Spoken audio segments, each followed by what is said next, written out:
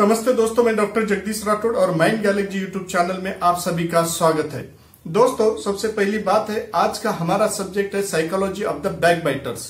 जो किसी की निंदा करते हैं या किसी की बुराई करते हैं, किसी की आलोचना करते हैं, किसी के बारे में जो है पीठ पीछे बातें करते हैं, ऐसे व्यक्ति क्यों बातें करते हैं और इसे फायदा क्या होता है और इसका मतलब क्या होता है। बहुत सारे साइकोलॉजिस्ट ने इसके ऊपर रिसर्च किया।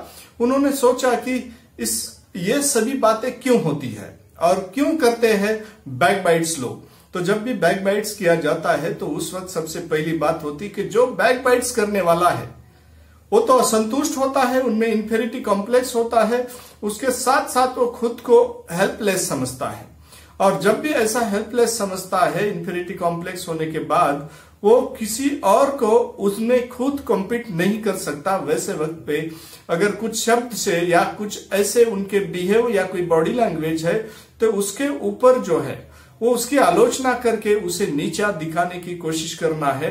ये नीचा दिखाने की कोशिश को ही एक प्रकार की जो शब्द प्रयोग या कोई प्रकार की अगर उसके लिए बॉडी लैंग्वेज या फिर कोई प्रकार की उनको हर्ट करते हैं तो वो हर्ट करने, जैसे कि वो खुद व्यक्ति वहां पर नहीं है, उसके पीठ पीछे बातें करना शुरू कर देते हैं, ऐसे ही को हमें निंदा कहते हैं। साथ साथ में कुछ लोगों को ये निंदा करने की एक हैबिट फॉर्मेशन हो जाती है। तो रिसर्च जब किया तो रिसर्च करने में पता चला है कि जब भी कोई किसी की बैकबाइट करता है या फिर किसी के बारे में निंदा करता है, आलोचना करता है, पीठ पीछे बोलता है, तो उस वक्त खुद जो व्यक्ति है जब भी किसी के बारे में बैकबाइट कर रहा है या फिर किसी की निंदा कर रहा है, उस वक्त उस व्यक्ति के बारे में 80% संदेह हो जाता है और जिसके व्यक्ति के बारे में बोल रहा है उस व्यक्ति की 20% वहां पर डिसऑनेस्ट या डिसरिस्पेक्ट हो जाती है। अगर खुद के बारे में 80% रिस्पेक्ट, ये बहुत बड़ी हानि हो जाती है। फिर भी उसके बारे में जब ये बार बार बातें दोहराते हैं कि उसी व्यक्ति के बारे में डिसऑनेस्ट बातें करते हैं, उस वक्त जो बातें करने वाला है उसे लगता है कि मैं अगर किसी के बारे में अगर बुराई करता हूं तो बुराई करने वाले की एक प्रकार का प्रचार कर रहा हूं।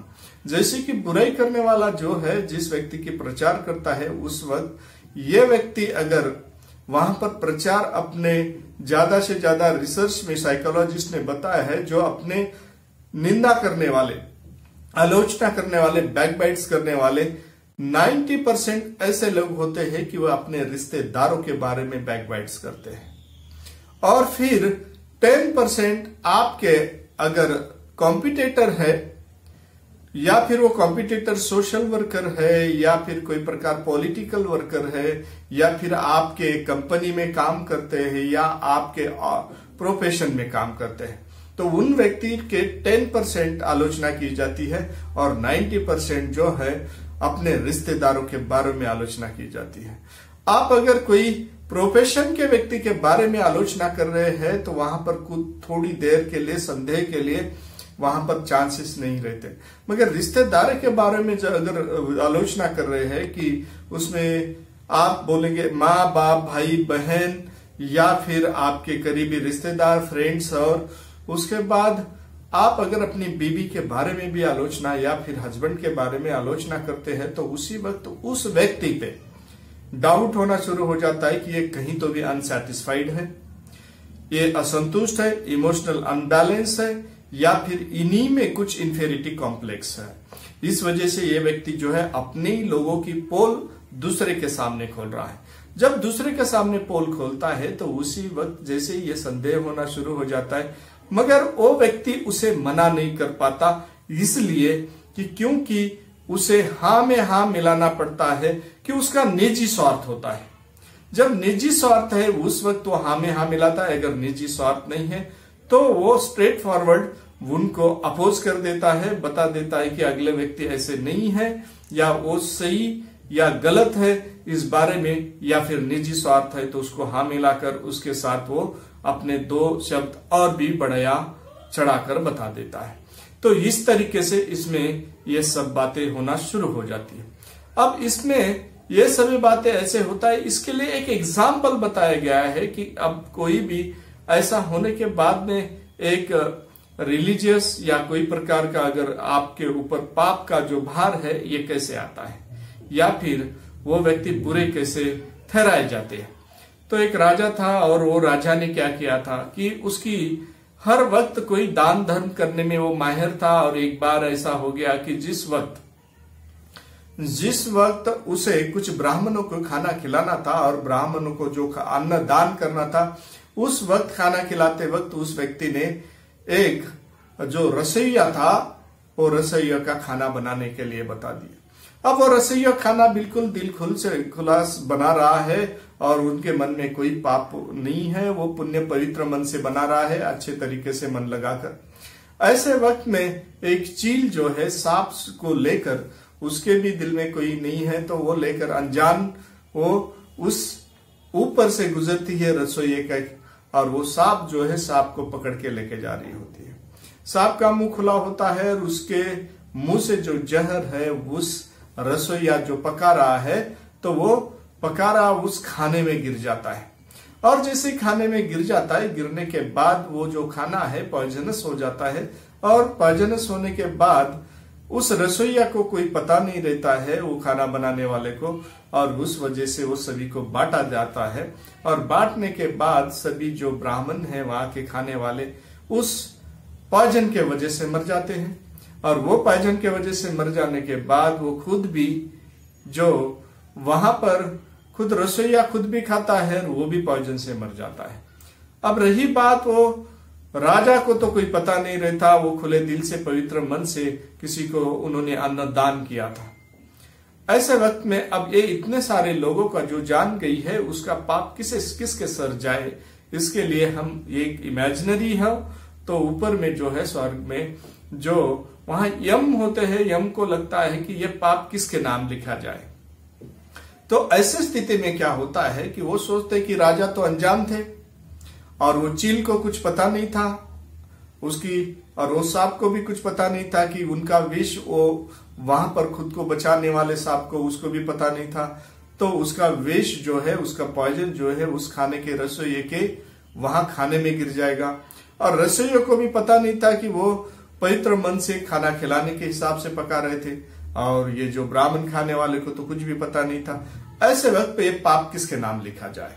तो वैसे में वही जो ये प्रोसेस जो है ये जो है पेंडिंग हो जाती है, स्वर्ग में वो किसी के नाम नहीं लिखते हैं। ऐसे स्थिति में कुछ दिन के बाद ऐसा होता है कि राजा का जो राजकुमार है वो और कुछ दिन के बाद बोलता है कि चलो कुछ लोगों को, ब्राह्मणों को खाना खिलाया जाए। और दूसरी बार वैसे ही एक प्रोग्राम आयोजन किया जाता है। जैसे ही वहां पर कुछ ब्राह्मण खाना खाने जाते रहते हैं तो वहां पर कुछ लोग जो है या कोई व्यक्ति है उन्हें अड़ाते हैं कि ये राजा जो है यहाँ पर अगर खाना खाने जाते हैं तो ब्राह्मण को पॉइजन खिला के वो मार देता है। जैसे ही यम को पता चलता है कि जो ये आलोचना करने वाला, निंदा करने वाला, किसी की बुराई करने वाला, कि उसे हालांकि पता नहीं कि राजा ने जानबूझ के खिलाया है या किस वजह से ये पॉइजन खा के मरे हैं, फिर भी उसके अगेंस्ट में बात करने की उसकी जो आदत है या फिर अगेंस्ट में आलोचना करने की आदत है, उस वजह से वो बता देता है कि चलो राजा के विरुद्ध में कुछ भी बताए। और बताने के बाद में पता चलता है कि एम को लगता है कि अब ये पाप का जो अब किसके सर रखा जाए तो उसके नाम से लिखा जाए कि जो आलोचना करता है। तो दोस्तों उसी तरीके से अब आलोचना करने वाले के सर ये पाप चला जाता है, या आलोचना करने वाले जो व्यक्ति है कि उसी को यहां पर पकड़े जाते हैं। वही इंफेरिटी कॉम्प्लेक्स या उनके दिमाग में कोई प्रॉब्लम चल रहा होता है, वो अनकंफर्टेबल फील करते या अगले व्यक्ति को कॉम्पीट नहीं कर सकते, राजा जैसा तो खाना खिला नहीं सकते। इस वजह से जो है उसके ऊपर जलसी होती है, और जलसी होने के वजह से उस राजा पे कुछ शब्द से कलंक लगाने की कोशिश से कुछ शब्द प्रयोग या बॉडी लैंग्वेज ऐसी होती है, ऐसे बातें करना शुरू कर देते हैं। इसी तरीके से जो बातें करते हैं, बातें करने वाले जो लोग हैं, ये सभी लोग अनकंफर्टेबल फील करते हैं। दोस्तों है जो बैक बाइट जब बताते हैं तो इस बैक बाइट को क्या बताएंगे हम? बैक बाइट्स का मतलब है स्प्लिटफुल, ऐसा स्पाइटफुल जो बोलते हैं। बैक बाइट का मतलब behaving in a cruel or a unkind way in order to hurt or upset somebody, किसी को उन्हें हर्ट करने के लिए वो ये बात करते हैं, या फिर किसी को दुखी करने के लिए करते हैं।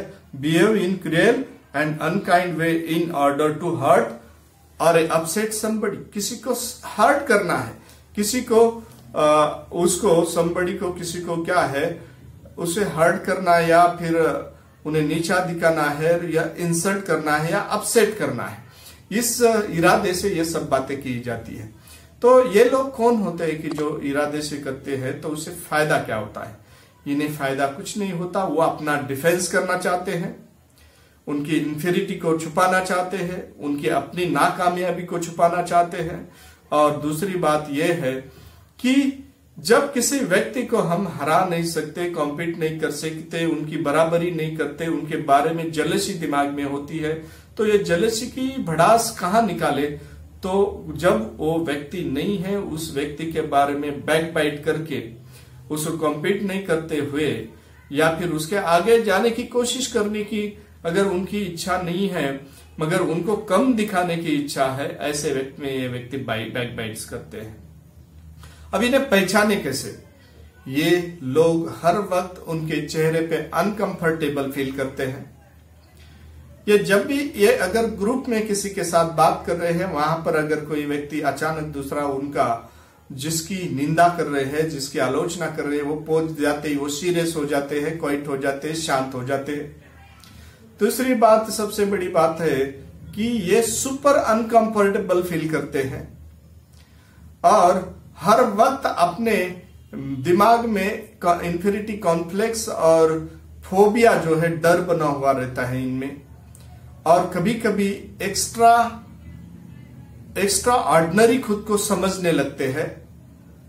और इस तरीके से, मगर जिस वक्त भी वो जिस व्यक्ति के सामने जाते हैं कि जिसकी बुराई की है, निंदा की, आलोचना, उसे आई कांटेक्ट नहीं मिला सकते। अब इसमें सबसे बड़ी बात है कि अगले व्यक्ति की मान हानि बहुत ज्यादा नहीं होती है, मगर जो खुद की बुराई करता है उसकी बहुत ज्यादा मान हानि हो जाती है। उसके बारे में लोग डाउटफुल हो जाते हैं, उनका डिसऑनेस्ट हो जाते हैं और उनकी डिसरिस्पेक्ट हो जाती है। तो जो भी बुराई करता है, तो बुराई करने वाले के उनके हैबिट चेंज हो जाती है और धीरे धीरे ये हैबिट जैसे जैसे उसको हाँ में हाँ मिलाने वाले लोग, दो लोग अगर उनके निजी स्वार्थ के वजह से उनके सामने आते रहते हैं, तो वैसे लोगों को कंफर्ट फील कराने के लिए अगर ये बार बार करते हैं, तो कुछ दिन के बाद वो इरिटेट होते हैं। उसके बाद में उनसे ये बात टालना चाहते हैं, उनके साथ रहना टाल देते हैं और कुछ दिन के बाद उनसे वो भी लोग दूर हो जाते हैं। फिर ये डिफेंसिव बनने के लिए कोशिश जो चल रही रहती है, कुछ दिन ही चलती है। कुछ दिन के बाद ये खुद भी अपने जब सच्चाई जानते हैं अगले पार्टी, तब इसकी निंदा सुनने वाला भी नहीं रहता। इस वक्त ये व्यक्ति और एंजाइटी और एबनॉर्मल फील करना शुरू कर देता है। तो दोस्तों, इसके लिए नए रास्ते और चुनता है और हर वक्त नए रास्ते से, नए तरीके से, कोशिश करता है और उस नए तरीके से कोशिश करके अगले व्यक्ति को हीन बताने की कोशिश करता है। तो दोस्तों, इसी तरीके से बैक बाइटर्स जो है अपने आप को बचाने के लिए, दूसरे को हीन करने के लिए अपनी कोशिश जारी रखता है और ये हर वक्त अनकंफर्टेबल और इंफीरिटी कॉम्प्लेक्स या फिर इनबैलेंस होते हैं और ये साइकोलॉजिकल इन्हें प्रॉब्लम रहता है। तभी वो बार बार दूसरे की निंदा या आलोचना करते हैं। तो दोस्तों, कि यहाँ पर निंदा या आलोचना करने वालों की साइकोलॉजी आपने जानी है। ऐसे ही बहुत सारे सब्जेक्ट आपके सामने आने वाले हैं। इसे सुनते रहने के लिए इसे लाइक कीजिए, सब्सक्राइब कीजिए, शेयर कीजिए और बेल आइकॉन दबाइए। नमस्ते।